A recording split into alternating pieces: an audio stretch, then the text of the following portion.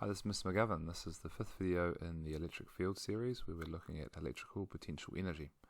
So I've got two plates here, a negative and a positive, and you can see the dashed arrows in between there are the electric field. I'm going to drop myself a negative charge in this field at that point. So what happens to the negative charge if I just drop it in there? Well, it's going to be repelled from the negative side. It's going to have a force on it towards the right. That makes sense because negative charges, the force on them are the opposite direction to the electric field, and it's going to accelerate to the right. That force is going to cause it to speed up and speed up and speed up. So it starts moving, speeding up to the right, and keeps going. So I want to look at between where it started from and just before it hit the plate there while it's still moving, what energy changes have taken place. And to do that, I use my old LOL diagram or energy bar chart, and I need to identify what's my position A and my position B. So that's obviously my starting position A, and that's my position B. First thing we do in these is identify the system, the things we care about.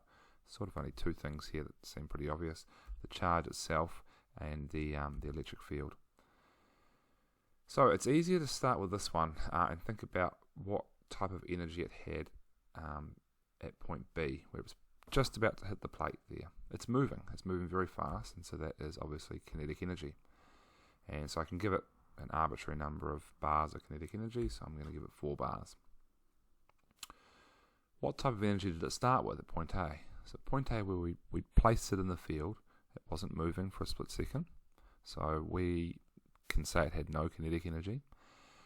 Gravitational I'm not going to use because it doesn't really change height between A and B.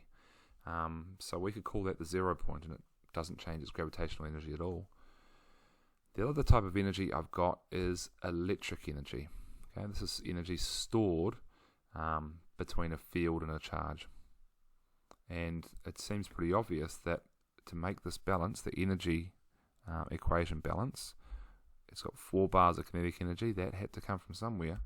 It came from 4 bars of electric potential energy.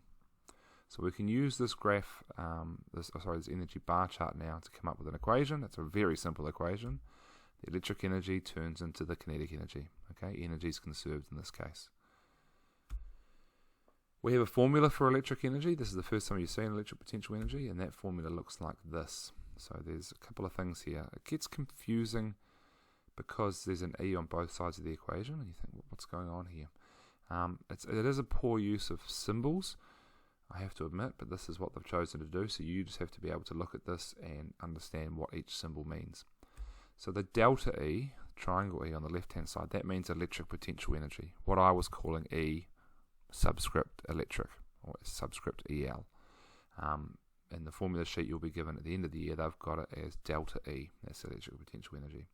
The E on the other side is electric field strength, how strong the field is between the plates. The Q is the size of the charge, and the D is the distance that your charge moves.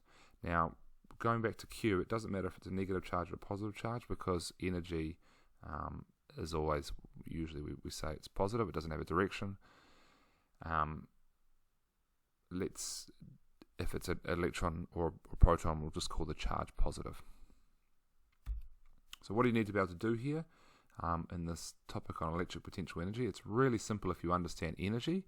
All you need to be able to do is draw your energy bar chart, your before and afterwards, and use that to come up with an energy equation. Most of them are going to look something like this. Really, really simple. Electrical energy turns into kinetic energy. And then you've got your formula for electric energy, so you can do any calculations if you need to. You've already got your formula for kinetic energy, which is a half mv squared. And so Bob's your uncle, you're ready to go.